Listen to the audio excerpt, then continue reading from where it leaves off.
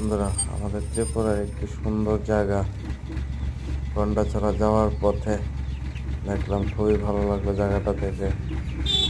Young শরণার্থীদের জায়গা, খুব ভালো লাগলো। ভিউ খুব সুন্দর, ঘর বাড়িগুলো খুব সুন্দর। সুন্দর জায়গা।